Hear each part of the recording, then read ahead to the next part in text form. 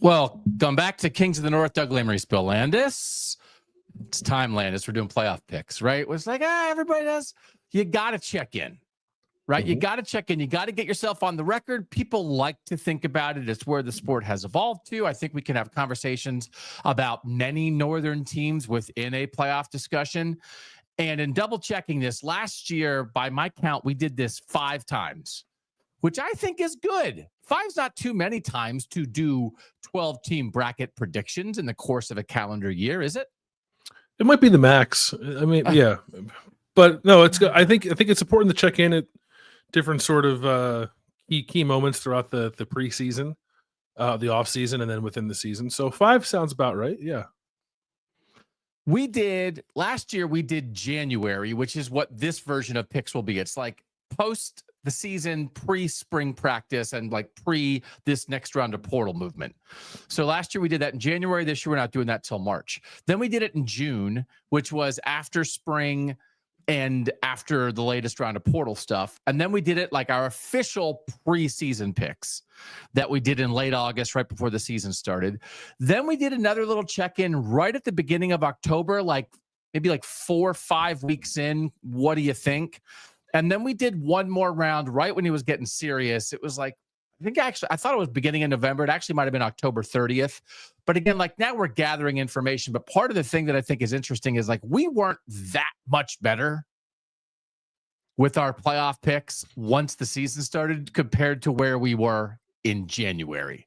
So as we get into this, like we actually might have a handle on things right now, because there's some perception, you look at returning production, and Bill Connolly did put out his SP Plus ratings on February 27th. So that's like we haven't completely gone over all of those. We had done returning production stuff, right? But I don't think we'd done the new SP Plus. You look at quarterback situations, you look at coaching movement. I actually think we could get a decent handle on this, Landis. Yeah, I think so. My view evolved on a couple teams from preseason as we got closer into it, but there's just so much information on hand now. You could also just go with vibes if you want to. That's totally fine, I think, in March as well. But yeah, if you really want to dig in on it, there's a lot kind of at your fingertips to try to figure out what this field might look like come December. And I do think there's a way I want about it, and I want to talk about that with you, sort of like, okay, here kind of like the sure things, then you just have a couple decisions to make, and then I think you've got to have a couple dark horses in mind, so I kind of went about it that way, but we're not going to start there because I got to tell our people, Bill, we might have a sleeper agent in college football. And we need to address this. And it relates to the College Football Playoff Committee, which on Tuesday announced new members.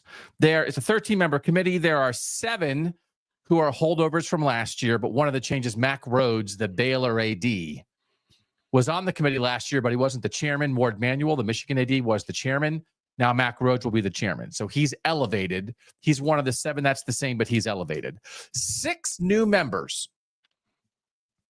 Does this matter to you, by the way? Does this matter?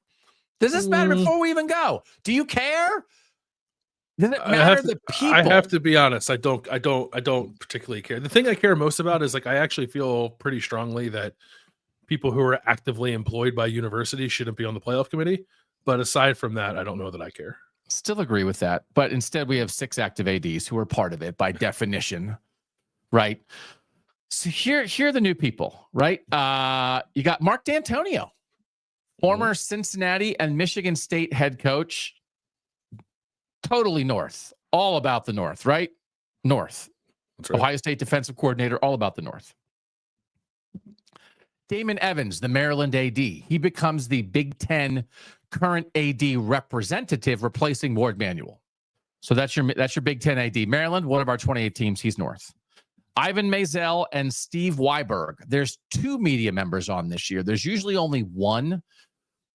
Ivan Maisel is the new guy replacing Kelly Whiteside. Ivan Maisel is familiar to a lot of people. Kelly Whiteside was familiar to a lot of people, had worked at USA Today. Ivan Maisel, last stop at ESPN, but had been all over the place. Seems like a very worthy media member. And I'm not 100% sure because, again, like, how much do we care? Steve Weiberg had been on previously, former USA Today reporter. They asked him back for a 1-year tenure just for this year. So it's going to be 2 out of 13 are media people instead of 1 out of 13, which I don't know. We're media. Congrats to those guys for their Marriott points. Yeah. No. Yeah. You want to be on it someday? We can be on it someday. Listen, yeah, the Gaylord Texans a lovely property, so sure. This show ruined our chances. Yeah. Unless they really just lean into it. Like, they don't put Feinbaum on, right? So to put on like these guys, hey, welcome everybody. We're here to, like, in an unbiased manner, pick the 13 playoff teams, and also these 2 guys are on the committee, and they tell the South to cram it. I just don't know how that's going to work out. I'm sure they had enough of you when you did the mock committee, whenever that was. They had more than enough of me. Joel Klatt and Yogi Roth are trying to talk, and I was like, wait, I have a thought. Chris Massaro, Middle Tennessee State AD. I don't know who that is. Do you know who that is? He's a Middle Tennessee State AD. Okay. And Wesley Walls, former Ole Miss tight end. I heard of him. He was in the NFL. He was at the Jets. I don't know. Do I care? Wesley Walls. He's an Ole Miss guy. All right. And then the guys, people who are returning: Chris Alt, former Nevada head coach; Randall McDaniel, former Arizona State offensive lineman; Mike Riley, former Oregon State and Nebraska head coach; David Saylor, the Miami, Ohio AD; Carla Williams, the Virginia AD; Hunter Yurachek, the Arkansas AD; and then Mac Rhodes, as we said. So the breakdown on this, by my breakdown, and again, I acknowledge that we view things a certain way. The whole world doesn't view it that way. I have 5 Southern people, because you've got the Virginia AD, that's 1. The Arkansas AD, that's 2. The Baylor AD, that's 3. The Middle Tennessee State AD, that's 4. And the former Ole Miss tight end, that's 5. So that's, like, again, they're not all SEC, but that part of the country. I got 4 Northern people. That is the Miami of Ohio AD. That is Mike Riley, formerly Nebraska and Oregon State. That is Mark D'Antonio, formerly Michigan State and Cincinnati. And that is the current Maryland AD who represents the Big Ten, right? We got 2 media people. And then I called 2 West people. Because if Randall McDaniel played at Arizona State and Chris Alt coached at Nevada, I mean, it's like, I don't know. I'm not trying to lump them in. So like, you think, like, do you agree with this breakdown? 5-4-2-2, 5 South, 4 North, 2 West, 2 media. Yeah, makes sense. We got a sleeper agent, Landis. Yeah, I don't even know who the sleeper agent is. Do you know who the sleeper agent is? Nope. Do you know where Damon Evans, the Maryland athletic director, played college football? I'm going to guess somewhere in the South. He's a dog, huh? He's got that dog mentality. And do you know where he was the AD before he was the AD at Maryland? Somewhere in the South. Georgia. And he got a DUI and he got fired. Or he got pushed out related to a DUI. What do we know about Damon Evans at Maryland? How have we talked about him on this show? He is all over Mike Locksley. I'm surprised he has time to judge playoff teams. Well, that is one of those. Like, if you're a head coach who's, like, not sure about your situation, you probably want your AD being like, I'm too busy going to Grapevine, Texas to decide if you should keep your job or not. This, I don't know. I'm just not going to pretend that I need to know the background of every single athletic director in the country, because we're just here talking about sports with our Northern community, Bill. Right? That's what we're doing. Yep. We don't need to. We are a fan up operation. We are not a administration down operation. This clarifies so much to me. I think he's judging Mike Locksley by a Georgia standard, and now I'm also worried that the Big Ten AD, who is representing the Big Ten, is going to go in that room and be like, God, plays good ball, Georgia. Are you not a little concerned about that? Like, there was a time, like, Barry Alvarez used to be the Big Ten rep on this. You can't get more North and more Big Ten than Barry Alvarez, former Wisconsin coach and Wisconsin AD. Gene Smith, Ohio State athletic director. Ward Manuel, Michigan athletic director. You don't wonder where those loyalties are. This guy at Maryland, and I'd be happy to have him on the show. And I'm not saying he's a bad person. I'm saying you are a collection of your experiences. And two of his experiences are playing ball at Georgia and being the AD at Georgia. And he doesn't seem to like his current Big Ten football coach. And that's who's going to be advocating, because that's why the current ADs are in there. Because like they're not asking all those guys to be impartial. You can't be in there when your team is discussed, and Maryland's not going to be discussed. But you're kind of there on behalf of your league. I'm not sure that if as a Northern Big Ten representative, do you want a guy who was raised with the dog mentality? Perhaps you're thinking of it the wrong way. If he was let go by Georgia, maybe he harbors animosity toward Georgia. Maybe, or maybe he thinks, you know what? Maybe I made a mistake and it's on me. But if I had my druthers, I'd still be doing it the dog mentality way. And I long for it. And I messed up that part of my career. And now I'm here at Maryland, which is a poor facsimile of the Georgia football experience. And by the way, I'm going to talk about, you know what Maryland and the Big Ten aren't? Georgia. It's like, I don't, because also but I also wonder, maybe they did it. Is that again? It's March. I'm not going to go knee deep in every fact. They'll usually list the when you have to be recused from discussions, because I guess it's only if you are currently drawing a paycheck from a school or a family member of yours is currently drawing a paycheck from a school. So like, for instance, Randall McDaniel, I don't think he doesn't have to be like not in there when they're talking about Arizona State just because he played there, right? So Damon Evans can't be in there when I talk about Maryland, but I guess it's not that like he played at Georgia, he can't be in there when I talk about Georgia. I don't know, man. I think it'll be okay. You think it'll be okay? Why? Yeah. Why would you? I think Mark this is the end of D'Antonio's college football as we know. Mark D'Antonio's there to set them straight. Yeah. That actually is true. Mark D'Antonio is in the Barry Alvarez role. Yeah. Right. Like Mark D'Antonio is because here's the thing too. They have an SEC player in there, former SEC player, but they don't have a former Big Ten player in there. Because like the other like former players, an Arizona State player. So the thing that I just get worried about is like, let me tell you about Big Ten ball. Let me tell you about SEC ball. And the thing that I'm curious about is they have a former SEC player. They have two former SEC players, one of whom is the Big Ten AD. Mm-hmm. And like, what is your personal experience? Let me tell you about SEC ball, but who's going to be talking about Big Ten ball? D'Antonio better talk a lot. Think he'll talk a lot? I think he'll talk a lot. Also, like in the course of doing this now, we have 11 years of this. Has there ever been a whiff of impropriety when it comes to perceived allegiances by committee members? Well, just because it hasn't happened before doesn't mean it can't happen now. That's true. You got to keep your head on the swivel. I do agree with that. I think we could argue that in the course of the committee, when you look at leans, who got slight edges, toss up, which way did they lean, that you could make a case they leaned south a couple times. Now, the very first one, they leaned Big Ten. Because Ohio State got in over TCU and Baylor. But that was, I think, more lean blue blood than north-south, than Big Ten, Big 12, right? But I think you could find some Bama, Georgia stuff maybe at other times where you'd be curious. This used to be a thing that Joel Klatt would rail about against a lot. And I've certainly, it's been on my radar, is the committee too Southern? And I don't think over the past couple of years that the committee has been too Southern. So this is a particular thing. I actually think, and they do a good job, and they take all this stuff into consideration because they know ding-dongs like me are going to bark about it. And also they care about it being true. Because I think the thing that they admit in there is that they're not trying to get 13 unbiased people. They're trying to balance the bias.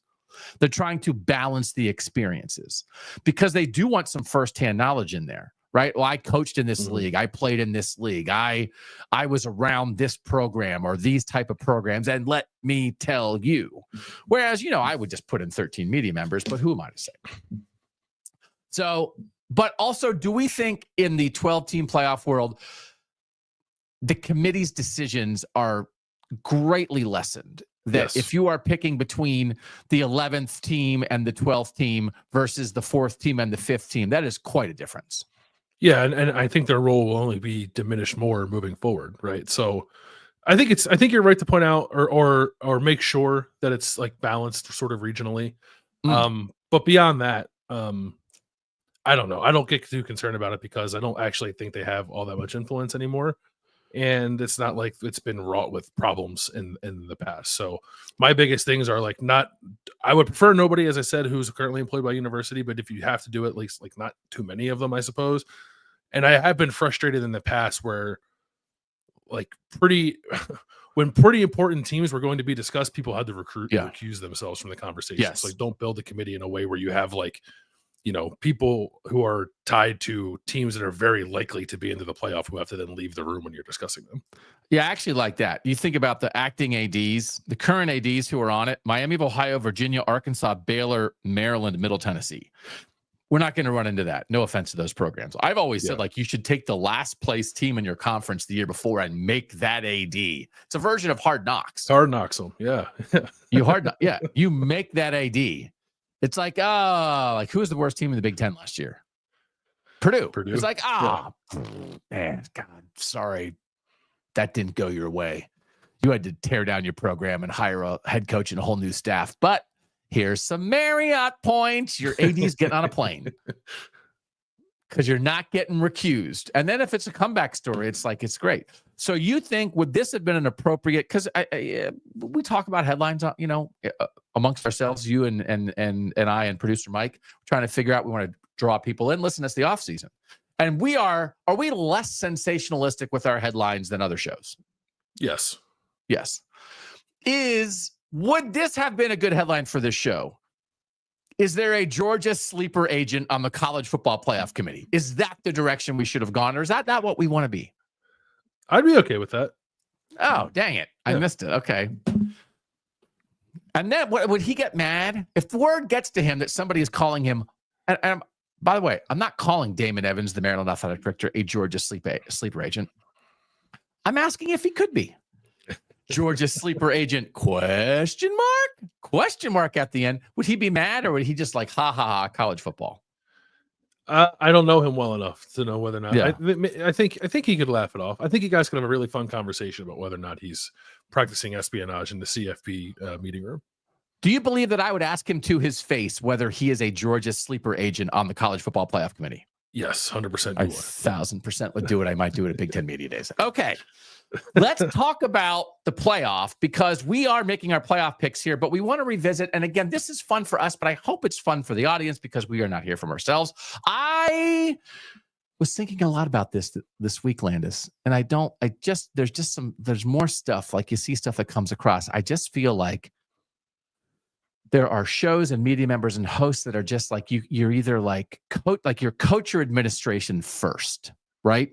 Mm-hmm. That like your information comes from them, and then whether you purposefully or just like sort of subconsciously do that, you become a coach and administration first platform.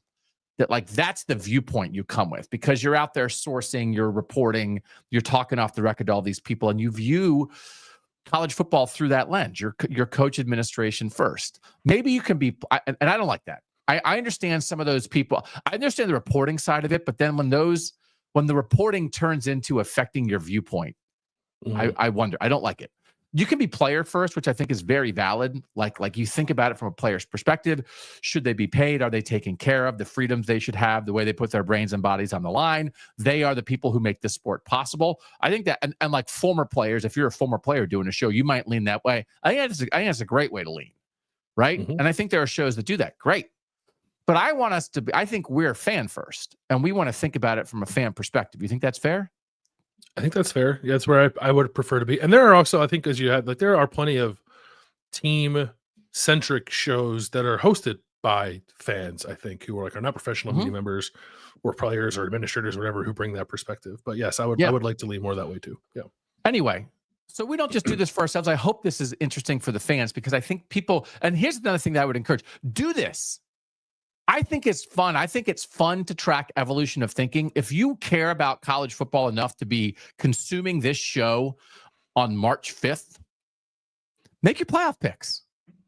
Sit down, write them on a piece of paper, laminate it, put it in the glove box of your car, put it in the junk drawer of your abode, put it in your wallet, put it in your purse, keep it on you, put it in your pocket, like whatever, put it next to put it on your bedside table.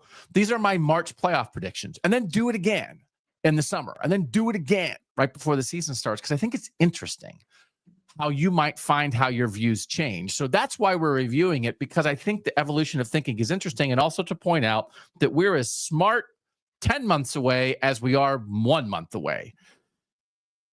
Here's how we did the number of teams we got right. So this is why we're doing it, not to just serve ourselves. I think we want this to be an exercise that fans can undergo and you can track yourself. Mike, the 5 different times we did it, all right?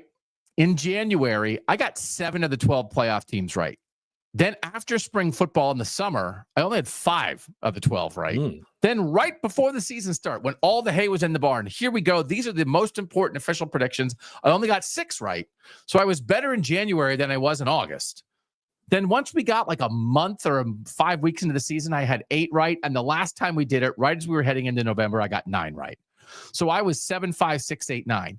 You got 6 right in January, which was still good. You did a little better after in the summer. You actually absorbed information and improved. You got 7. Then it was back to 6 in August. You and I were both 6 for 12 in the official predictions before the season started.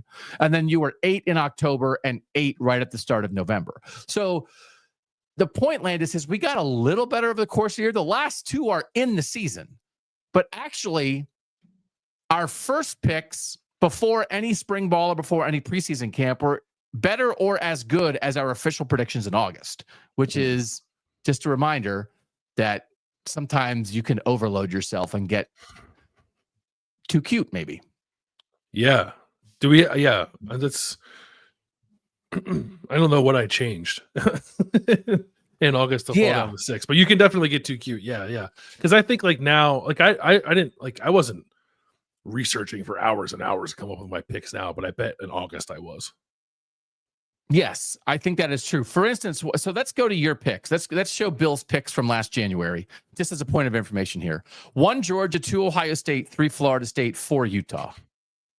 Whoops. 5 Notre Dame, 6 Oregon, 7 Texas, 8 Michigan, 9 Ole Miss, 10 Penn State, 11 Missouri, 12 Boise State.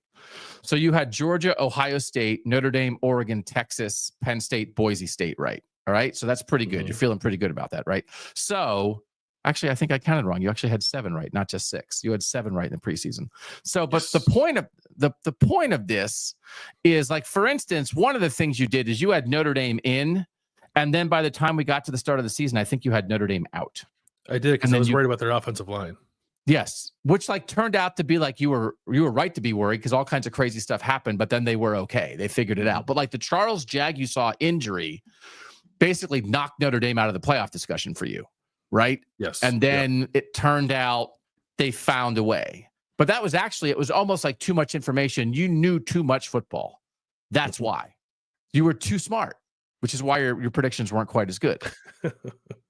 So you were too smart. I'll take that. Yeah, I'll take that. Yeah. So again, I apologize for miscounting. 1, 2, 3, 4, 5, 6, 7. Yeah, you got 7 right the first time, not 6. My picks in January last year. I had 1 seed Oregon, 2 seed Georgia, which was how it wound up. And then I decided to go crazy after that and not follow that. Utah 3, NC State 4. Awful. This is a pretty good run. Ohio State 5, Texas 6, Penn State 7, Tennessee 8, Notre Dame 9. Those 5 teams were the 5 through 9 seeds. Not in that order, but I got that batch of teams right. And then I took 2 swings on Oklahoma 10 and West Virginia 11. It wound up being Indiana and SMU, which are 2 teams nobody would pick. And then Fresno State, it took me a while to get on the Boise State thing. But anyway, I think these are my best picks. I got the 1 and the 2 seed right, and I got the 5 through 9 seeds, the correct cluster. This exact cluster. Yeah, that's pretty impressive. Getting that cluster, it's good. Yeah. But all my other picks were so awful. Utah, NC State, Oklahoma, West Virginia, and Fresno State. I'm not sure anybody in there had a winning record. And there's those 5 teams, that was awful. But you also weren't alone, I don't think, at the time of thinking that NC State was a trendy ACC team. And True. Utah's quarterback situation exploded. They were a co-favorite to win the Big 12, and then Cam Rising got hurt. So it's not like you were totally off base. That's also true. So thank you for being nice about that. I think that is all true. So I think, again, we don't have to go over this a million times because we're just laying a groundwork for the things that people actually care about, which is the picks. But like, for instance, for you had Michigan at this point a year ago, then you did not in June, then you did again in August. Like, that's an interesting evolution that, like, by the time, do you remember, like, why? It's like your instinct was, I think Michigan, the defending national champs, will make the playoff. That was your instinct in January. After spring football, you weren't there, but then by the time the season started, you were there again. I don't know exactly. I would think that it had something to do with the quarterback situation after spring ball, and not a lot of good vibes coming out of that particular competition. And then Michigan not adding anybody. Probably like some Wink Martindale questions, maybe. And then with enough time to like marinate on it, maybe just an assumption that they would figure quarterback out, the defense would be good enough to mask whatever offensive shortcomings they might have had. Yeah. And actually, I was the exact opposite. I didn't have Michigan in January. After spring football, I did have Michigan because I can remember I was watching spring football, and it's like, for all the questions Michigan has, they look like Michigan. They looked like Michigan in spring football. That's good enough for me. And then I think I was worried enough about the quarterback that by August, I didn't have Michigan in. So anyway, this is a little bit of the evolution of thinking. Do people want playoff picks now? Do we have to stop talking about like the what we thought 7 months ago? You want what we think now? You want to talk ball? You want to talk 2025 ball? Yeah. We don't have to talk about ACC stuff anymore, do we? I'm good if you are.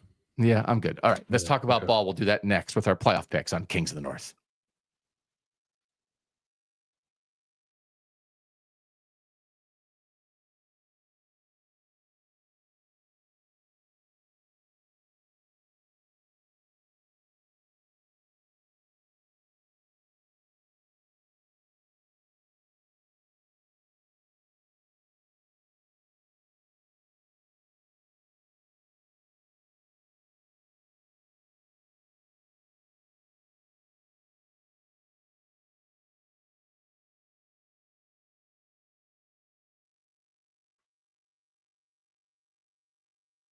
All right, Doug Lesmerises, Bill Landis. People want to know how we're thinking about the playoff, Landis. I think that's what, like what are your vibes here? So we are going to reveal our top four. And we are assuming still that they're going to wind up with the four best conference champs being the top four seeds, because they're still fighting over that. But like, maybe it feels like they're going to do one more year of keeping it the same. So we will follow those rules for now. But I want to, before we get to revealing stuff, I want to talk about, like, I certainly had teams sort of in tiers and in groups. Okay. So I would say that I had 5 teams that I just really thought they're quite in. I didn't have to reconsider much. I wouldn't call them locks, but I might call them locks. So I'll call them locks. Okay. It's good for the headline. Playoff locks in all capital letters. I would say I have 5 playoff locks. And I didn't tell you this ahead of time, like, can you go through your 12 picks and think about maybe how many you would have called locks in the way you thought about this? 5 sounds right. I'm just looking at my list. I would say 1, 2, 3. I might be more like 6. But yeah, 5 or 6. Yeah. All right, so we'll reveal it, but let's go through our locks and let's go through like some thinking here. Okay. Is Notre Dame one of your locks? Notre Dame is the one that I think would get me to 6. Yeah, but yeah, I feel pretty strongly about it. Yeah. Okay, I have Notre Dame as a lock. I think Notre Dame has a pretty good chance of going 12-0. And I thought that at this point last year. I thought they were looking at 11-1, 12-0. Yeah. And we reviewed this, and the show we did a couple weeks ago, but in going through what they lost, but how much they have back, some of the guys returning from injury, some of the guys who were forced to play early last year and found a way. That includes some guys on the offensive line. That includes the way Leonard Moore played as a true freshman at cornerback. Certainly Xavier Watts is a loss in the secondary, but they have a bunch of good linebackers back. real potential, I think, for some of the guys who flashed at receiver late in the year to just elevate. And if Jaden Greathouse is like a really good player the entire season this year, I don't think that'll surprise anybody. Jeremiah Love at running back, and then like figuring out quarterback. And I think at this point in the season, one of the things is if you're not certain about something, I think teams that have multiple options at key spots, it encourages you in the preseason to think about them more. So once we get to our picks right before the season starts, quarterback competitions will be decided. And if we had questions of like, I have no idea who this team's quarterback is going to be, if they solve that in camp, that completely can completely change your thinking. Notre Dame's one of these teams where it feels like they have multiple options. So we've talked about CJ Carr a lot on this show, but it's not all about CJ Carr hitting, because I think Steve Angeli or Kenny Minchey can be a quarterback that can help this team win at a high level, which is encouraging if you're making picks before spring football. I think that's right, and I think it's fine to lean that way. But the part of the reason why I have some hesitancy to call them a lock is because whenever you have sort of like three viable options, you do invite the opportunity for it to be messy. So I think Notre Dame will be fine at quarterback, and I think the schedule sets up for them to get back to the playoff. But the reason I'm not all the way there on Notre Dame being a lock is because they don't yet know who the starting quarterback is going to be. But what if you're? What if Julian Sayin or Dante Moore at Ohio State and Oregon kind of don't look all the way ready? That's not as good of a position as having a Steve Angeli ready to go behind it, right? Yeah. Well, I guess, I can see why you would say that, but I also think, especially Julian Sayin, like, is going to get the opportunity to grow through some stuff. Yeah. Which for them presents the chance for him to be playing very well at the end of the year if he goes through some struggles early on. Yeah. Yeah. So I also think the schedule is part of this for Notre Dame. We've talked about it, but they open at Miami, then they have an off week, then they get Texas A&M at home. Those might be their two toughest games. Purdue at Arkansas, Boise State, NC State, USC, bye week, at Boston College, Navy, at Pitt, Syracuse, at Stanford. I mean, it just seems incredibly doable. Yeah, but I don't think we can say that about a team that has lost the games that Marcus Freeman has lost either. I agree. But also, like, what do you think last year did for Notre Dame? Are you anticipating that this, because there's going to be a lot of guys on this team who played important roles in a team that suffered a devastating loss, bounced back from that, won the rest of the regular season games, many of them in convincing fashion, and then won 3 playoff games and made the national championship game. Like, are we done? And we don't have to be completely done with the, like, are Marcus Freeman and this Notre Dame team more open to losing a game you don't expect? But also, our thinking has to have at least shifted some based on the season they had last year. I don't know, because I guess you would say, like, what did last year do? It gave him a ton of confidence. I think it showed Notre Dame that it's sort of like a big boy program that's capable of winning a national championship. But it's not like they lost to Northern Illinois because they were unsure of themselves. They lost to Northern Illinois because they just laid an egg, and they've laid other eggs. So I maybe that's something that's just always going to kind of be in there. Not to say that they're going to drop a game like that every single year. But I don't know that I'm going to just, like, kind of dish out benefit of the doubt there. But I also, like, I'm not going to hold it against them when trying to discern whether or not I think they're going to make the playoff. It's just about whether or not will they run the table in doing so. And my lean would probably no. Like, I look at the schedule, and once, Miami, A&M, road SEC game, Boise State, USC, all before Halloween, like, it's not easy. But Notre Dame will be favored in all of those games, in every game, if it's favored in all of those games. So, like, 12-0's there, but I'm also not going to be shocked if they're 11-1 and, like, lose at home to NC State, because Marcus Freeman has lost that game before. Worst games. Notre Dame is 12-1 to win the national title. That's the 6th best odds. I might put a little number on that. So we're just doing brackets, because I don't think we have to go all the way through and be like, well, then this matchup in the quarterfinal, I think, and this is the national championship. It's more, I just like talking about who's going to get in and, like, the jockeying for these 12 spots. So we're not making national championship picks here. If we made a national championship pick today, I might pick Notre Dame. 2 minutes. I couldn't pick a team that doesn't know who the starting quarterback is. Okay. All right. Another lock. Do you have Penn State as a lock? I do. Yep. Okay. Why is Penn State a lock to you? Schedule, bunch of returning talent. Will be great on both lines. Like they're just checking just about every box they could check. Like that's a snap decision, no thought needed. Penn State's gonna make the playoff. I mean, everybody's been talking about it, but I don't like you. Oregon at home at Ohio State is real, right? Like they're But playing the rest of the schedule is pretty friendly. They're playing two of the best 4-5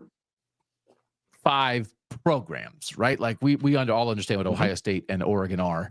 They have not beaten Ohio State. Like that is not, James Franklin's beaten them one time. They did not beat Oregon last year in the Big Ten championship game.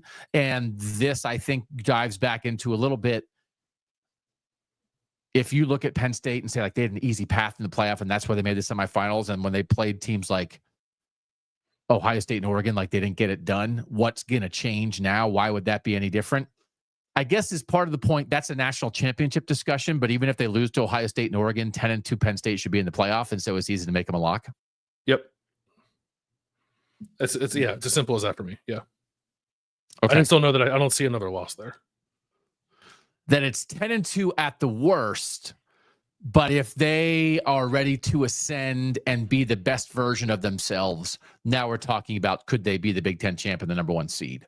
Right. But almost a worst case scenario is potentially losing to 2 other playoff teams and having a very convincing, maybe not convincing, but like a pretty strong 10-2 resume to be the 9 seed. Yes. And that's kind of the floor. Yeah. So, okay. All right. Let me give you another one here off the board a little bit. Do you have Clemson as a lock? I had Clemson as a lock. I'm pretty strong on Clemson is going to win the ACC. And the Clemson is like a serious national title contender. Like the odds maybe don't reflect that. I think that they should. Like I put a bet on Clemson to win the national title because I just thought those odds were too good for a team that I think is going to be pretty good this year. Yeah. So Clemson, that's 18-1 is on FanDuel. I'm not sure what you got, but that's what we're talking about here. They're not in the top tier. They're not even necessarily in the top 2 tiers. But thinking about the ACC champ, they're plus 210 on FanDuel to win the ACC. Miami's next at plus 290, and then it drops to 5-1. A year ago, and I think you were a great example of this. Like you had Florida State as an ACC champ, then you had Miami. You were having discussions about SMU. I had the NC State thing happening for a while. I actually went to Pitt once Pitt started undefeated. Like it was hard to zero in, I think, on an ACC team. Yeah. During much of the preseason and regular season, it does not feel hard to zero in on the ACC prohibitive favorite in 2025. No, it doesn't. It didn't for me looking at it. I think like you can talk about Miami if you want. Miami got Carson Beck, but they lost quite a bit too on both sides of the ball there. But they'll be in it. They'll be hovering around the playoff conversation at the very least, and in the ACC title conversation. I don't think that league is going to have sort of like quite as much parity, I guess, as it had last year. Okay. All right. The other 2 locks that I have are program locks, and I don't know if as long as the 12-team playoff exists and these schools retain their head coaches and at least 80% of kind of like the stuff that makes them who they are, what would cause me or anybody to not put Georgia and Ohio State in the playoff in the preseason? Do you have Ohio State and Georgia as locks? Yeah, I do. For all the reasons you just said. I think Georgia's like, both teams are not without their questions going into this year, but they're just they're so set in sort of like a reload situation that even at 9-3, like those 2 teams will have a decent chance of getting in most years. So it's like, are you going to think either of those teams are going to be staring down 4 regular season losses? Like, I don't think so. Yeah. It's interesting. I've made the case at times in the past that I think these 2 programs, especially, it's just what you said. Like even at 9-3, they're probably in. There were a lot of 9-3 SEC teams that maybe, like 9-3 Bama's probably in. They didn't get in last year, 9-3. So it does depend how it comes together. Your schedule strength still matters in there. I wonder with Ohio State, right? Like if Ohio State really hits the worst, like what's the worst possible scenario for Ohio State? Is it a 9-3? Go ahead. Lose to Texas, lose to Penn State, lose to Michigan, and I guess like Illinois jumps up and gets them. Right. So that's an 8-4. So what if it's a 9-3 where it's lose to Texas, lose to Penn State, and lose to either Illinois or Michigan, but have one of those wins? Is that 9-3 good enough to get in, do you think? Could be. Not definitely. No. Not definitely. Does it seem impossible for that 9-3 to happen to Ohio State with as much changeover as they're having? I have a hard time getting there with any Ohio State team. Yeah. Sure. But the specificity of this, that if you are playing one of the 6 best teams in the country in your opener, and then you're playing one of the 6 best who's loaded for bear in Penn State, and they're coming to your place, but like this is their chance. And then also you haven't beaten your rival for 4 straight times, and you have this kind of upstart waiting for you, and you got to go on the road to Illinois. Those are 4 very specific games that I think not every season does Ohio State have 4 challenges like that, I would say. Yeah, but so I wouldn't say that Illinois rises to that. Like, Illinois does not belong in that conversation. Illinois is like, oh, look at this. Like, we saw what Ohio State did to last year's Illinois, right? Like, we did. So the next time that team actually gives Ohio State a scare, I guess let me know. But yeah, I think you're right to mention it, because that's where it really gets off the rails. But it's 3 games. If they don't lose, if they win one of those 3 games, they're going to the playoff. Because now, so if you're like counting Ohio State, Illinois as like a sure win for Ohio State, right? So then it's Penn State, Michigan, Texas go 1-2, and you're in the playoff for sure at 10-2. That is a true fact. Yes. You believe that to be a true fact, no doubt about it. All right. Yes. Georgia is at Tennessee early in the season. Then they have Bama also in September. So they have Tennessee and Alabama in September. They also have Ole Miss at home. They also have Texas at home. And then they have Georgia Tech to end the year. Like this again, like it's the same schedule for Georgia, right? Because it's like everything. Mm-hmm. It's the reverse, the home versus road from last year. They had a tough schedule last year. That was the thing we talked about on here all the time, is that the SEC was pretending they all played tough schedules. They didn't, but Georgia did, and Georgia has that same schedule. And I think I didn't hesitate making them this, but this to me is more of a program pick than a specific team and schedule pick with Georgia, because I can see how it could be a little rough. I guess so. I don't really know what to make of like Tennessee, but it's at Tennessee. I think Alabama's going to be good this year, actually. So that's a toss-up game. I don't think Ole Miss is going to be that good. Like it's the same schedule, but I actually think a few of these teams are taking steps back. I guess Florida could be better. Probably will be better. They didn't have to play DJ Lagway, right? So yeah, it's tough, but there's also like, a couple of gimmies in the non-conference, 3 gimmies in the non-conference, and we'll see if Georgia Tech can give them the same kind of game they gave them last year. So it's the same deal for me. Like I don't find me the 3rd regular season loss, I guess, and then I think you have an argument that it could get a little hairy for Georgia, but I don't know that I see a 3rd regular season loss there. Right. Okay. So those are my 5 locks: Notre Dame, Penn State, Clemson, Ohio State, Georgia. You have those 5, but you said you also have a 6th. Texas. Okay. Why are you that persuaded on Texas? I think that they're sort of in that conversation with like with an Ohio State and Georgia for sure, but even if you want to take it like down a tier and talk about like Penn State and Michigan, that if those teams are 10-2, they're going to the playoff. And I think Texas is in that category. I think Texas's defense is still going to be very good. Like, yes, they lose Quinn Ewers, but they have sort of, the answer of all answers to that question in Arch Manning. And they lose quite a bit of offensive production in addition to Quinn Ewers, but that's what Sark does. I think they'll just reload on that side of the ball. Maybe the defense will have to guide them through the first bit of the season. as the offense figures things out. But after that Ohio State game, I think they have some time to figure that out. So like maybe they drop the game on the road to open the season in Columbus and lose a little bit of margin for error there. But I don't know that schedule is like super daunting beyond that. It's road trips to Florida and a road trip to Georgia and A&M at the end of the year. Like they play Red River, but I don't think Oklahoma's going to be any good this year. So I just don't know that the schedule again is screaming, watch out for 9-3 Texas.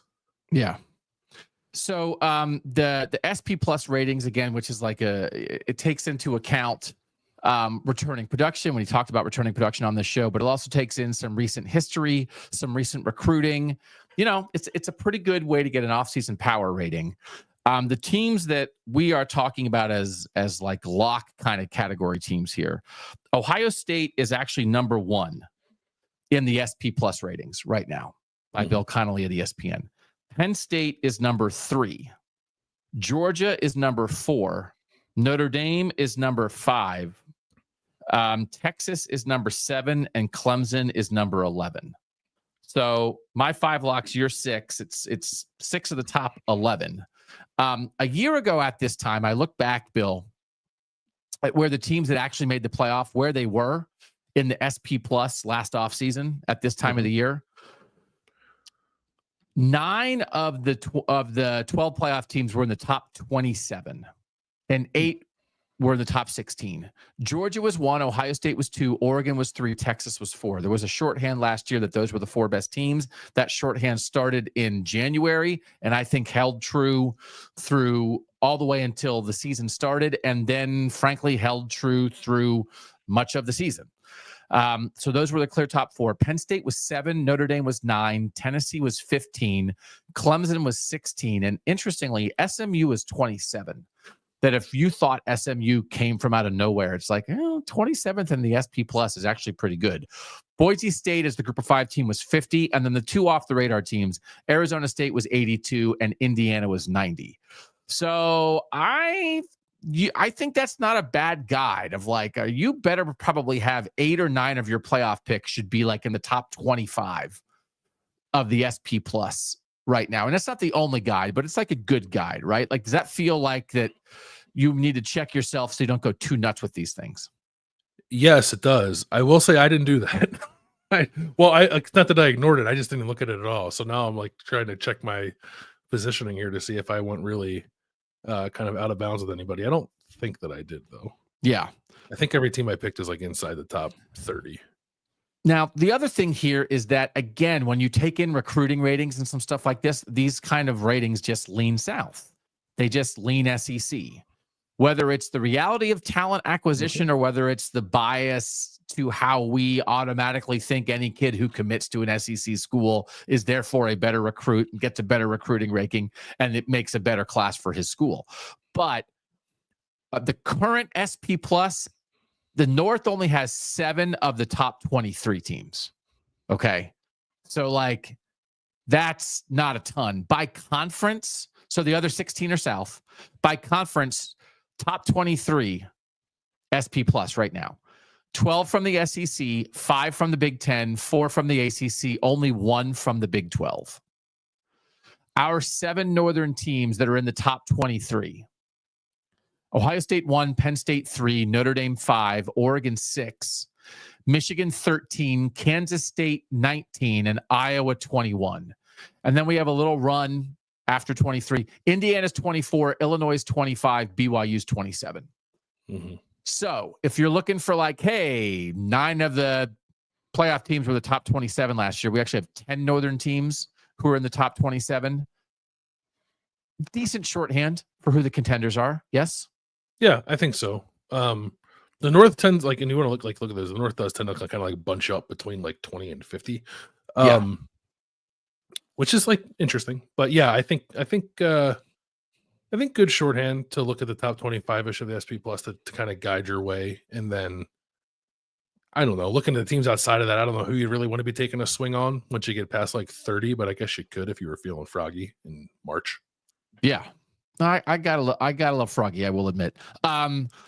Okay, so I had Texas kind of in the next tier not quite a lock, but I did put them in.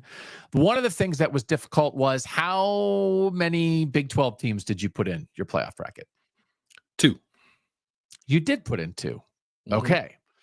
I only put in 1, but I did have the way my stuff broke down is for the final 3 at-large spots, I had like 4 or 5 4 or 5 SEC teams, 4 or 5 Big 10 teams, and then maybe a second Big 12 team. And I wound up going with the SEC team and the Big 10 team. I did not go with the Big 12 team.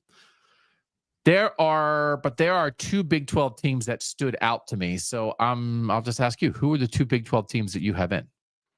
Arizona State and BYU. Okay. Listen, I am who I am. My Big 12 title game at the moment is BYU and Kansas State. But I find it interesting that Arizona State, Kansas State, and BYU do not play each other in the regular season. And yeah, there's going to be some schedule stuff and who pops up in the Big 12 and who's better than we thought and who's worse than we thought that I think really is going to affect the race for the playoff spot and spots there. Because once again, guess what? I think the Big 12 is pretty wide open. So one of the things I looked at when trying to figure out if I liked the second Big 12 team was kind of just that. I was looking at the betting favorites to win the Big 12. So the top 6 are Kansas State, Arizona State, Texas Tech, Baylor, BYU, and Kansas. Yes. So of the 5 possible teams in that group that BYU could play, it only plays one of them. Okay. Which is on the road at Texas Tech. Don't play either Kansas school. Don't play Arizona State. Don't play Baylor. Yeah. So I thought that was interesting. And like, so I do, so schedule's going to matter there. And I do think with Kansas State, they have kind of a doable schedule. But also if you look at any Big 12 schedule the right way, it's like, oh, you can be like, I didn't win that. I didn't win that. So we know they have the Iowa State game in Dublin to start, North Dakota, and then Army. They're at Arizona, UCF, at Baylor, TCU, at Kansas, Texas Tech, at Oklahoma State, at Utah, Colorado. Like, seems kind of doable, doesn't it? I can get to like 11-1 or 10-2 and in the Big 12 title game for Kansas State without too much lifting. It's hard. It's hard with the Big 12. Like you said, you can look at a schedule and kind of make it whatever you want it to be because it's a lot of teams there with like similar profiles, and it's even hard to do like, oh, well, this team plays this team, and this team at home, and this team on the road. It's like, does that actually matter? I don't know that. Right. It's difficult. I don't disagree with anything you said about Kansas State, but I just tried to look at the teams now that are, I guess, like perceived to be the most quality. Although even like saying that, like Utah is not part of that group, but I think Utah is going to be awesome this year. So, it's just a hard league to kind of figure out, which I guess probably means you shouldn't pick 2. But I ended up picking 2 anyway. Yeah. Okay. So what then is your conference breakdown for your 12-team bracket? I have 2 from the Big 12, as we just discussed. I only have 1 from the ACC. I have 3 in the SEC, and I have 4 in the Big 10. God, you're so good. Yeah. I love you. I couldn't go all the way down that road with the SEC. I did give them 4. So, so I did 4 Big 10, 4 SEC, 1 ACC, 1 Big 12, Notre Dame, and a group of 5. Mm-hmm. So, that made it a little bit tough, which is again, it's like, well, that's just the automatic bid structure of like what we would be talking about probably. So, okay. Let's see who your fourth SEC team is. I think I know who it is, but yeah, you probably know who it is. Okay. Yeah. Let's do who our top 4 seeds are. So these are our official first try at our playoff picks. Let's do Bill's top 4 seeds for the college football playoff in 2025. What does Bill have? I have Texas 1 as the SEC champ. I have Penn State 2 as the Big 10 champ. And that for me was like thinking that Penn State and Ohio State are going to play twice and they'll split. And Ohio State will win the one that's in Columbus, and Penn State will win the one that's on the neutral field in Indianapolis. Oh, that's pretty good. And then I have Clemson as the 3 seed in the ACC, as the ACC champ. and Arizona State, again, defending its Big 12 crown and being the 4 seed. Okay. I buy all of that. Are they gonna miss? They're not gonna miss Cam Scattaboo. How much are they miss Cam Scattaboo, but Jordan Tyson's back at receiver, who they didn't have in the playoff last year. I think Sam Levitt's very good.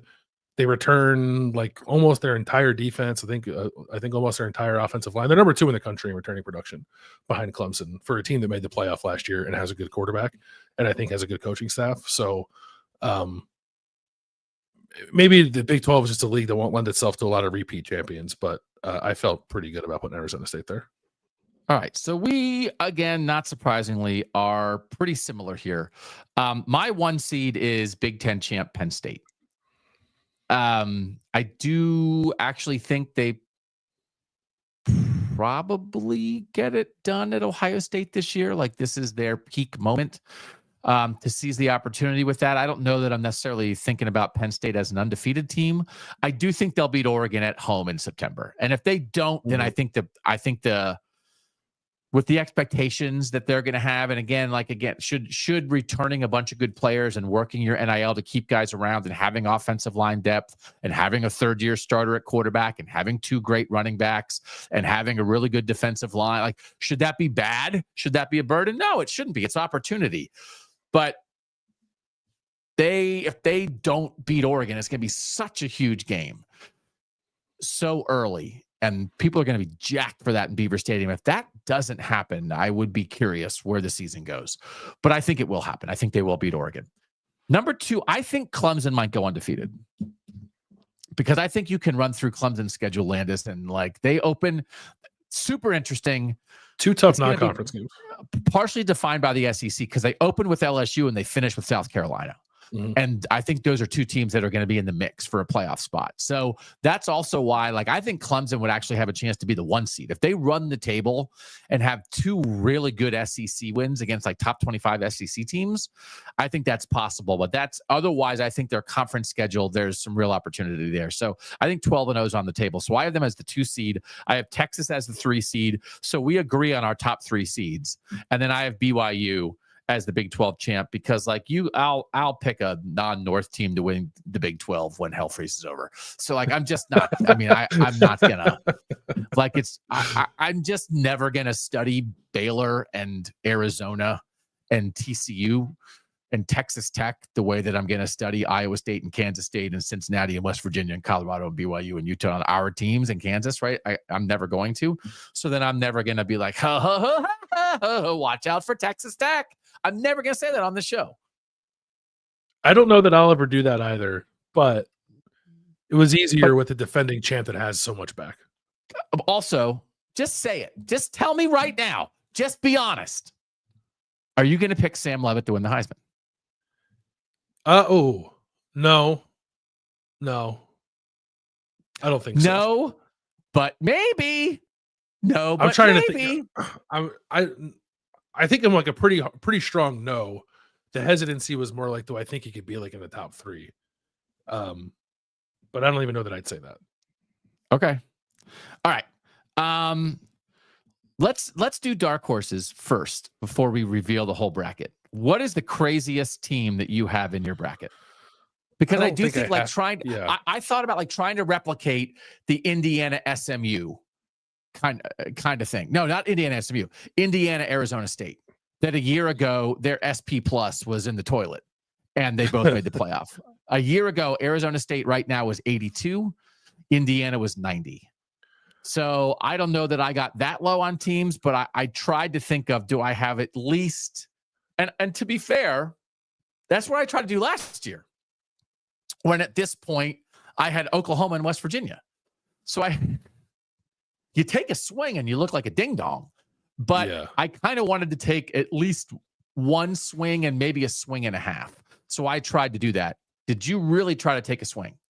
I took no swings. I kept the bat on my shoulder. We're looking for a walk. My lowest rated SP plus team that I have in the field is Boise State, who's 31st, and my lowest rated Power 4 team is BYU, who's 27th. Oh wow. Okay. Yeah. Are you a walk, strikeout, stingers kind of guy, right? The three outcomes, whatever it is. Yeah. Yeah. You're keeping the bat on your shoulder. You're not trying to poke one to the opposite way on an outside pitch, right? No, we're pulling everything, looking for a fastball. Yeah. I'm going up there and I'm swinging at the 3 pitches that I get. And I don't, one might be over my head, one might bounce twice. And I'm just trying to make contact because like, I really don't want to be there. In Little League, I was a no-hit first baseman, which is a very difficult thing to be. I was a singles, walks, and home runs first baseman. I wasn't pretty good with the glove, though. Baseman. Pretty good with the glove. You were good with the glove? Yeah. Like I was left-handed, so I couldn't play the other infield spots, but I was less afraid of the ball than like everybody else, like in second grade. So I wasn't afraid to catch the ball being thrown to me, but I could not hit for anything. So I think the coolest thing you can do in baseball is make a really sweet pick on like a scoop on a short hop as a first baseman. Oh, scoop on a short hop. That is like the 7th alternate name for this show. Welcome back to Scoop on a Short Hop. 2 failed Little League first basemen now hosting a college football podcast. That's right. Oh, that's definitely our emo band, though. Oh. What was it? Sweet scoop on a short hop? That probably those are some good that's a good acronym too. Sweet scoop on a short hop. SSSH. Sweet soup. Like okay. All right. I took a swing. I have South Carolina in the playoff. Is that the team you thought that I was going to go for? No, actually, I thought it was going to. Well, I thought you would have Alabama and LSU in, but you still don't have one of those teams in. You have South Carolina in. I have South Carolina in. This is a belief in Lenora Sellers that they got close last year. I think their schedule provides enough opportunity. I'm not going to pretend I've gone through the entire South Carolina roster and like picked out like, I really like their left guard. But they were around. I think they got shoved in a trash can. So also like, I don't know, Brett Bielema shoving South Carolina in a trash can might just be the motivation that they need. So I would say that's my swingingest swing. Does that feel, but also there's so many people are picking them. People like, listen, Dylan Stewart and Lenora Sellers are hard to not like. They did lose quite a bit beyond those two. And again, like I'm talking about like, oh, look, Indiana was 90th last year. South Carolina is 16th in SP plus. So like, it is not that level of swing. So, but they are my 4th SEC team. But let's do a little conversation here because I actually have a pretty nice group of 5 dark horse for everybody. But maybe it's not a dark horse. Why do you have Boise as your group of 5 team? Because you said you do. They don't lose a ton outside of Ashton Genty, who I understand was like the entire offense. Honestly, part of it was like not really digging into the nitty gritty on the G5 to see who else it could be. Like I've seen a little bit of, what have I seen? Fresno, maybe? No, I don't know. It's just Boise State. I think more often than not, it's going to be the team that I put there in the preseason. And then if I have some more time to dive into some stuff, maybe I'll change my mind. Like that's the interesting thing. Like I would also buy as much as I think to just say, I'm just going to put them in. At least before spring practice, I'm always putting them in. I think if Georgia and Ohio State are the top 2 teams on the I'm just going to put them in list, I think Boise State could conceivably be argued as the 3rd team. Yeah. Like they are the default group of 5 team. That's where I'm going, and prove to me that it's going to be somebody else. That's not unreasonable. Can I guess who your G5 dark horse is? Yes, you can. Is it Navy? Oh, it's not. No, but it's a guy. It's a team that like I did it because of you, because you made me do it, because you last year were like, this guy's good, and I was like, I never heard of that guy, and then but then I was like, South Florida. Okay. So it's South Florida because do you know what South Florida's schedule is? First 3 games of the season. No. Thursday night, August 28th, South Florida, Boise State. Oh, that's a banger. South Florida. It's that's like awesome. A G5 playoff play-in game to kick off week 1 on a Thursday. And South Florida gets it at home. And then their next 2 games are at Florida when they get like 2 extra days of rest. Holy crap. What a schedule. and at Miami, when who knows what Carson Beck's going to be doing. So if they beat Boise and then they can jump either Florida or Miami, they are in control for the group of 5 spot 3 weeks into the season. And I'll claim them a scooch because their head coach, Alex Golish, went to high school. I could throw a rock from where I'm sitting right now and like hit the high school where he was like, went to high school and also coached at starting out. And then he was like on Ohio State staff. And then he was like an analyst at Ohio State. And then he was Tennessee's offensive coordinator when they were so good. He got the South Florida job off that. But like he's a son of the North. He actually was born in Russia and has a super interesting story. He's a son of the North who's like, you know, doing some stuff at South Florida. And by the way, let's let him make like a playoff run at South Florida and have him be coaching in the Big Ten. Like if Damon Evans wants to put Mike Locksley on a clock, can I put Alex Golish on the list of the next Maryland head coach if South Florida is 10-2 this year? I'd buy that. 7-6 last year, 4-4 in the American, and they are 14th in the country in returning production. And Byron Brown got hurt last year. Yeah, but he's back. That's pretty good. So now you want to go. Now you kind of want to go to Boise State at South Florida on a Thursday night. Also, stay tuned for our next batch of playoff picks, where I'll probably have South Florida in the G5 spot. So anyway, I got kind of goosed about that. So, but let's do your playoff picks first. Let's do the full Bill Landis 12-team bracket. It's what the people want. It's why they're here. Bill Landis, ball knower. What do you got? I got, again, 1 Texas, 2 Penn State, 3 Clemson, 4 Arizona State. Should I just do it by game or should I go 5 through 12? I'll go 5 through 12. Yeah. Okay. Number 5, I have Ohio State as the Big Ten runner-up. Number 6, I have Georgia as the SEC runner-up. Number 7, I have Notre Dame. Number 8, I have Alabama making its return to the playoff. Number 9, I have Michigan. 10, Oregon. 11, BYU. And 12, Boise State. Okay. So, Bill Landis, you have 1, 2, 3, 4, 5, 6, 7, 8 teams who are in the playoff. No, that's wrong. 9. You have 9 of the 12 playoff teams from 2024 running it back in 2025. Yeah, Texas, Penn State, Clemson, Arizona State, Ohio State, Georgia, Notre Dame, Oregon, and Boise State. The 3 new entries you have are Alabama, Michigan, and BYU. Okay. Let's have a Michigan discussion right now, because I do not have Michigan in my playoff. But one of the ways that I thought about it was I put 3 Big Ten teams in, and then I had 4 Big Ten teams. Actually, I'm going to ruin myself here by doing it. Let's screw this. Let's do mine. Okay. We might as well just confront this head on. Let's confront this head on, Mike. We'll run my bracket. All right. My 5 seed is Notre Dame. That's making it again. My number 6 seed is Georgia. That's like the SEC title game loser. My number 7 seed is Ohio State. My number 8 seed is Tennessee, running it back with the Vols. My number 9 seed is Illinois. My number 10 seed is South Carolina. My 11 seed is Oregon. And then my 12 seed, as we said before, is South Florida. So I have 1, 2, 3, 4, 5, 6, 7, 8 of the same teams from last year. So I gave you crap for having 9 teams running it back. I have 8. So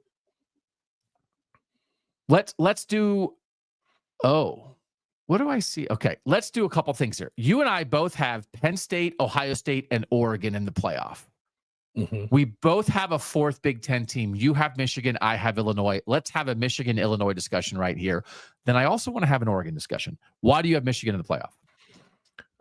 Well, Michigan has the opportunity to get like a decent out-of-league win against Oklahoma. I don't know that I'm entirely convinced that they'll win that game just yet. It's on the road.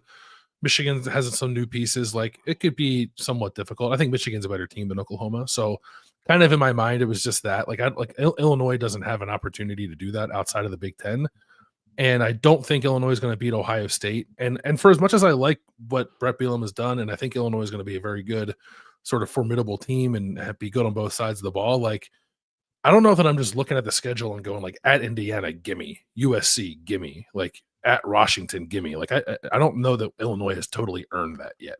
And I look at Michigan's schedule, and I think, like, Oklahoma, Ohio State, real ones.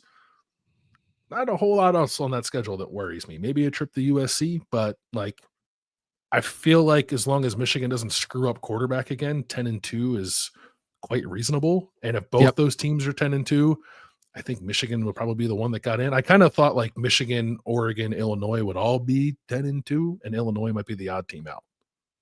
Okay. I think you certainly can look, though. I mean, if you want to go, I went all the way down the path with Illinois as this year's Indiana, and I went all the way to 11-1. So this is just 11-1, not just 11-1, but 11-1 with a loss to Ohio State. And as much as I would not call these games gimmies for Illinois, I also think they absolutely have the opportunity to win every other game. They should be 3-0 in the non-conference, and then Indiana, USC, Purdue, Washington, Rutgers, Maryland, Wisconsin, Northwestern. They don't play Penn State. They don't play Michigan. They don't play Oregon. Like, I think there's real opportunity here. So, that game at Indiana on September 20th is going to be pretty important, I think, for my perception of Illinois. Like, if that is just like a handle your business day for Illinois, I'd be like, okay, this is something a little different than I was expecting. Yeah. Like, it is just it's huge. And then again, when we're talking about SP Plus here, Indiana's 24, Illinois is 25. I mean, we certainly should not be under the impression that Indiana's going away. So no, that is not a gimme. And actually, if Indiana beats Illinois, then it's like, who might be this year's Indiana? It might be Indiana. Yeah. So I will say there were two other Big Ten teams that I pondered, and I put like a slash of like, all right, I'm picking one more Big Ten team. So I picked Illinois was in to me because I have 11-1 Illinois. Mm-hmm. So when I was thinking about a fourth Big Ten team, I had Oregon, Michigan, Iowa, who I also have previously presented as it could be this year's Indiana.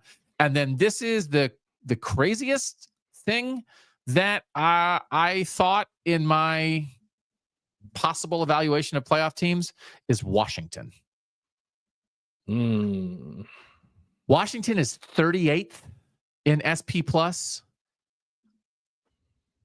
We like Damon Williams at quarterback, Jonah Coleman at running back, and Denzel Boston at receiver. I think they really have a chance to get their offensive line sorted out. They have a transfer from Kansas State to play one tackle. They have another guard that was at Washington for the national championship year, transferred to Oklahoma and is back.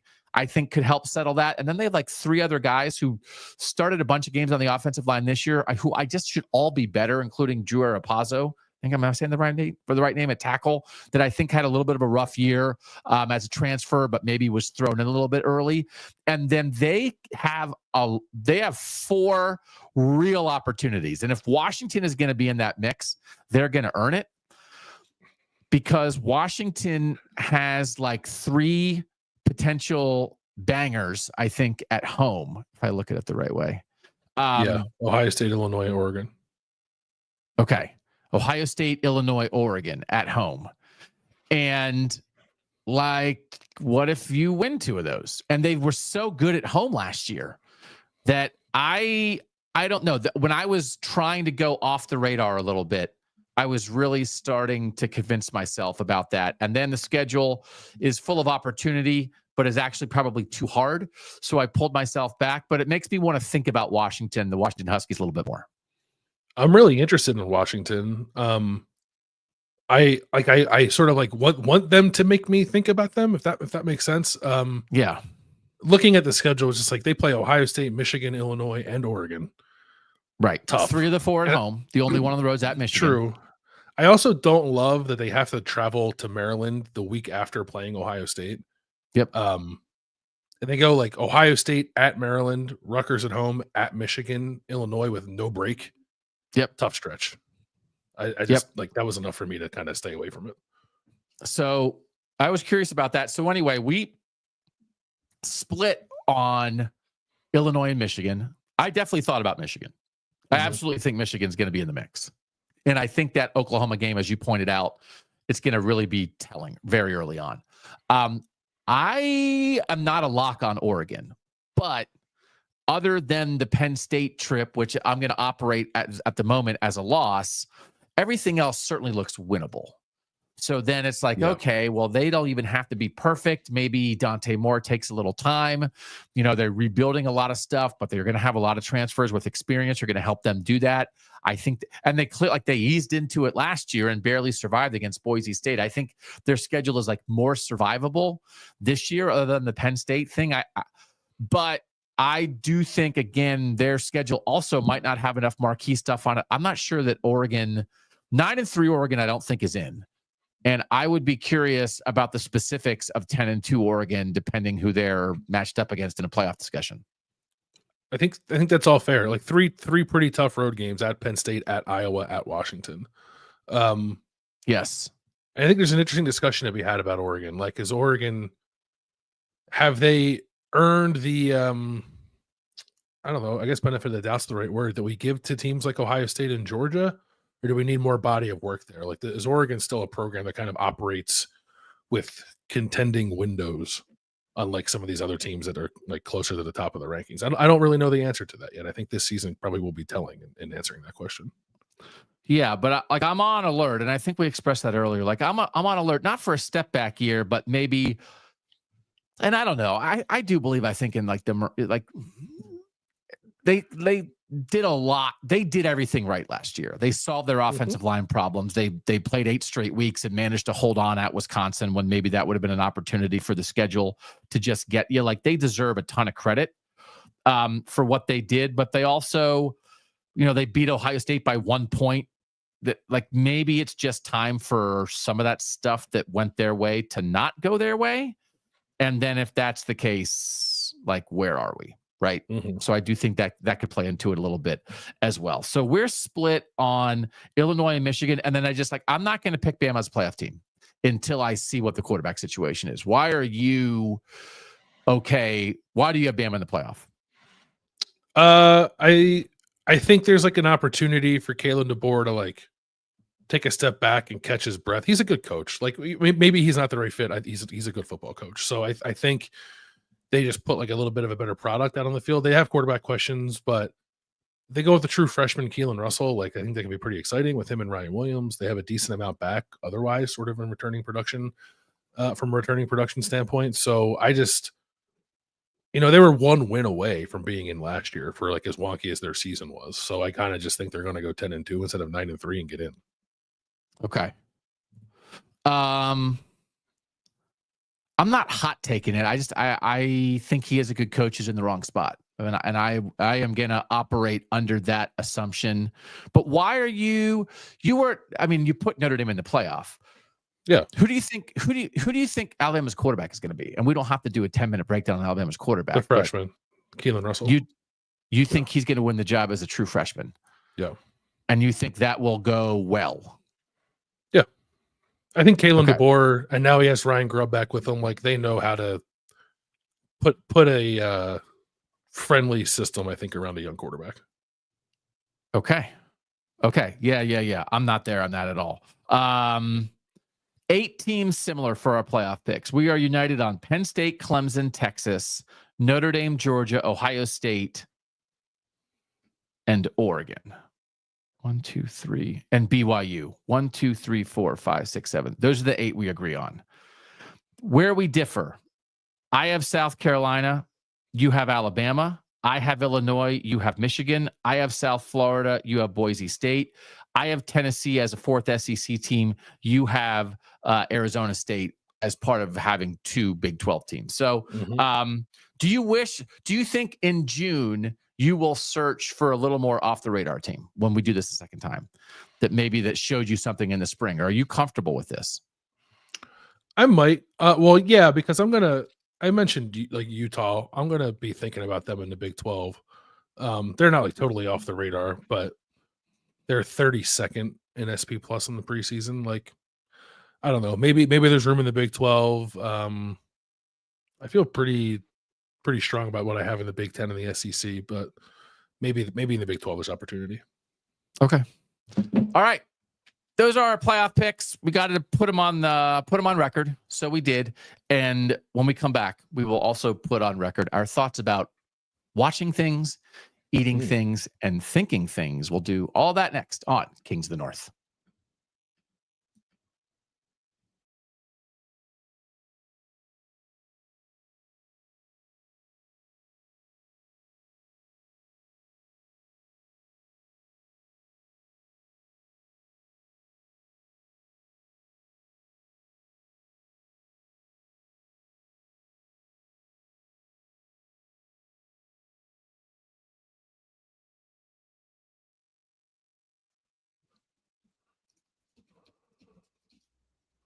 Doug Lesmerises, Bill Landis back. Give us a like, give us a subscription, give us a review somewhere. Tell a friend about KOTN. We're doing it twice a week in the off season, Mondays and Wednesdays, unless we have a reason to change that. Bill, what are you watching?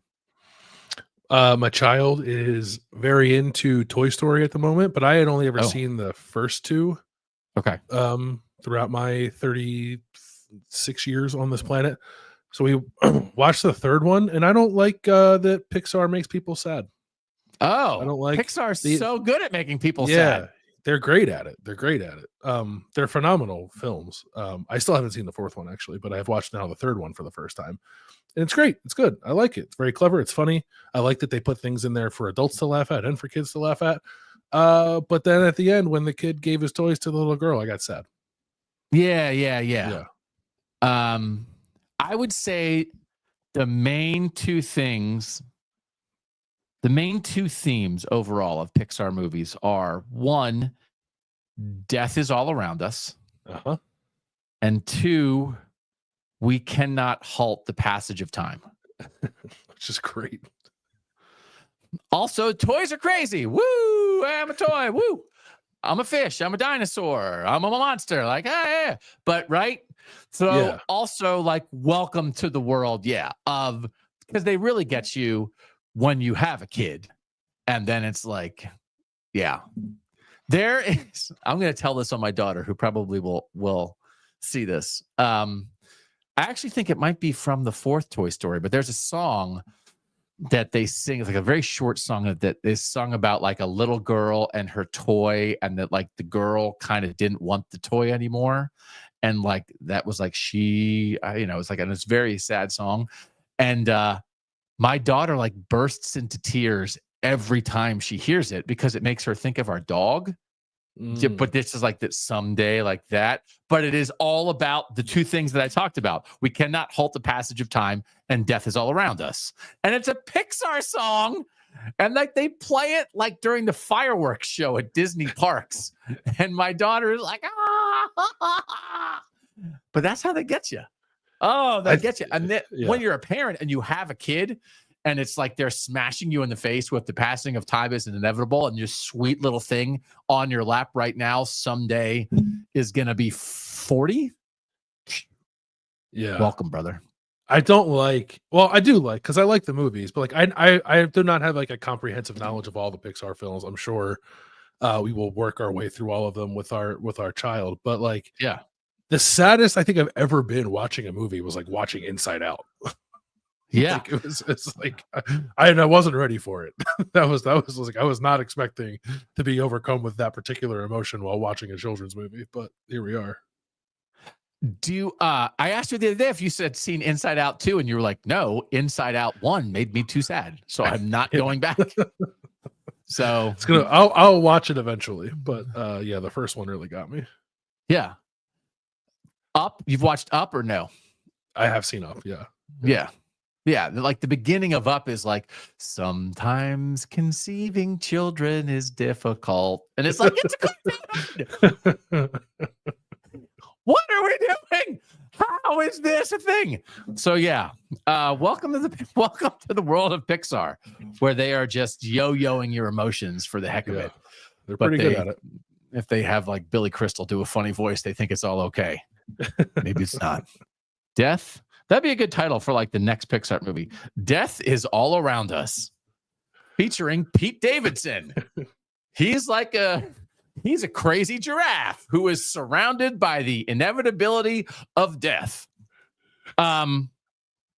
So I was there's a particular thing that happened on a show that maybe think about the thing I want to talk about, which is that I hate dream sequences in movies and TVs, because to me the whole thing about dreams is they're crazy, they surprise you, you can't control them.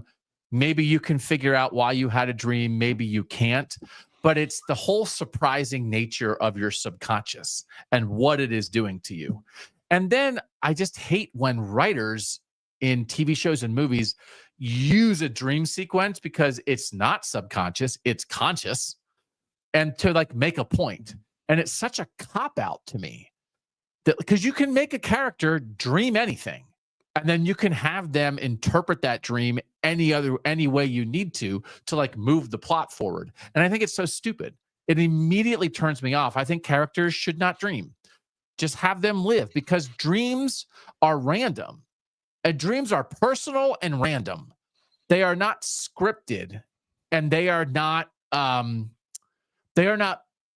plot devices. Like the best thing about a dream is you'll never believe the dream I had.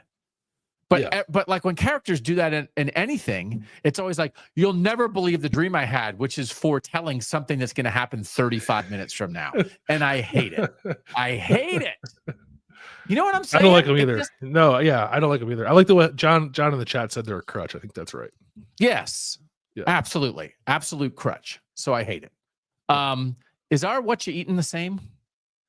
Are we letting people in on this? Oh, mine's a what you drinking. So what's yours? Your what you're eating is not that you and I shared a Chili's meal and it like changed your life. That you and I were driving somewhere for work and we got off the stop and we were maybe going to go get chicken fingers at Zaxby's and we drove past to Chili's and you said, we could go to Chili's. And I was like, I'm always up for Chili's. And you were like, I don't think I've ever been there before. And then like I grabbed the steering wheel from you and swerved across the median and got us into the Chili's parking lot. And then we went there. All right. So I'll do my What You Eating first. Okay. What did you think of Chili's? It was great. It was good. Yeah. I will say, like, I got a burger and it was fine. But first of all, the chips and salsa, like the table salsa is very good. It's like, it's surprisingly good for like a chain restaurant, free chips and salsa or whatever. Yeah. And what do we have? The Southwest egg rolls were Southwest egg rolls. I made us get that app. Yeah. Yeah, they were really good. I thought the burger and fries were fine, sort of like run of the mill chain restaurant burger and fries, but the app and the chips and salsa were great. And good vibe. Were you vibing a little bit? You feel the vibe? Yeah, good vibes. I like the vibes. Like I really think part of what I like about Chili's is like it really knows what it is. Right. And then it's like, it's Tex-Mex, it's a chain, but it's enough different from like the American, like Applebee's Fridays kind of chains. Right. But I do think, but like those two starters are huge.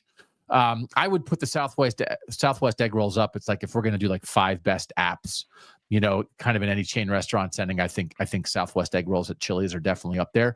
And then the chips and salsa. And again, I think for all of you out here, we also like to educate and inform on this show. If you belong to like the Chili's club where it's just your phone number, you don't have to remember like your account number or anything. It's just your phone number. The chips and salsa are free every time you go. And they're unlimited.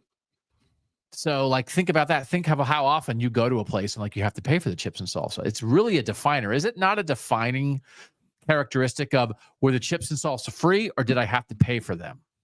It is. You know what else I appreciated is that like they put the initial basket of chips and salsa out and we housed it in, I don't know, 5 minutes. And then you asked for more. And when the waiter brought back more, it was a bigger bowl of salsa and a bigger bowl of chips. So like they knew, like, I'm not going to bring these guys the same amount. I'm going to let them work on it a little bit, which it's very much appreciated. I do think Chili's is mostly apps and vibes. And it is because like, if you said like, I get various things. I used to get a salad. They don't have anymore. That was my favorite thing. But like, again, maybe you like ribs, the burgers, there's like some Southwest chicken options. There's some salad. There's some of their soups are actually pretty good. I don't know that there is it's, whatever.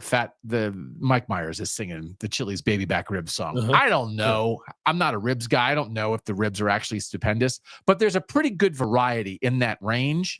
But you're vibing and you're chipping and you're just feeling good about life, right? So like, you'll be back. Yeah. You'll be back. I'll go back. I would go back because I feel like I misordered with the entree. I would like another shot at it. Yeah, and it was like, it's not a burger place, but the burgers are fine. And sometimes it's like, well, I just want a burger anyway, and it'll give you what you want. Yeah, like that actually. And I think sometimes it's a very good place to go if you don't know what you want, because you're going to be happy with the chips, you're going to be happy with the vibes, and then you have a rainbow of options. Yeah, for the entrees. Even if none of those entrees are maybe spectacular, I was thinking we should get a Chili's person on. Even if none of the entrees are spectacular, most of your party will be satisfied and you'll just feel the vibe. Also, I used to think their Diet Coke was very spicy. Like just like it was a better Diet Coke than some other places. I don't know if I still feel that way. But anyway, you'll be back? You'll take the fam? I will go back, yes. I definitely enjoyed it enough to go back. You didn't enjoy it enough to make it your what you eaten, but you enjoyed it enough to go back. To be honest, I'm not. Well, here's the thing: you're very good about like cataloging these things, and I'm not. That's true. So it wasn't because it wasn't a nice experience. It was because I just kind of forgot about everything that happened last week. To be fair, I'm not sure that I cataloged that as much as it changed my life. I got to be there for your first Chili's experience, and I'll never forget it. But anyway, if it didn't mean that much to you, that's also fine. All right, what are you drinking? So here's I try very hard to like not drink calories. This is like I drink a lot of water and black coffee. Yeah. But the thing that makes that difficult for me is like a iced tea lemonade combo, an Arnold Palmer, if you will. But I was unaware of this. Maybe this has existed for a while, but I just discovered it the other day when I was grocery shopping. So there's Simply Lemonade and there's Gold Peak iced tea, both of which I'm a big fan of. Okay. But they have collaborated to make Simply Gold Peak, which is they half of each into a bottle and they put it on the grocery store shelf. And I got one of them that was meant to serve multiple people over a number of days, and I think I drank the whole thing in about an hour because I like what I like, and that's right up my alley. And it's the collaboration of the century. And if there's anybody out there who likes the iced tea lemonade combination, I would suggest you seek out the Simply Gold Peak because it was quite delicious. Do you know? Do they don't have to call it an Arnold Palmer? They can just is the word Arnold Palmer on the label or no? No, they can't. Actually, there's Liquid Death, like the water company, Liquid Death. They have like teas too, and they have an Arnold Palmer, like a lemonade iced tea mix that they called like Armless Palmer to like kind of go with their death theme. But then I guess like the estate of Arnold Palmer told them they weren't allowed to do that because they were infringing on a copyright. So they changed the name to Dead Billionaire. Oh my God. Which I thought was pretty good. Arnold Palmer, but he was a lovely man. I wouldn't drink that now. No, I drink it a lot. It's good.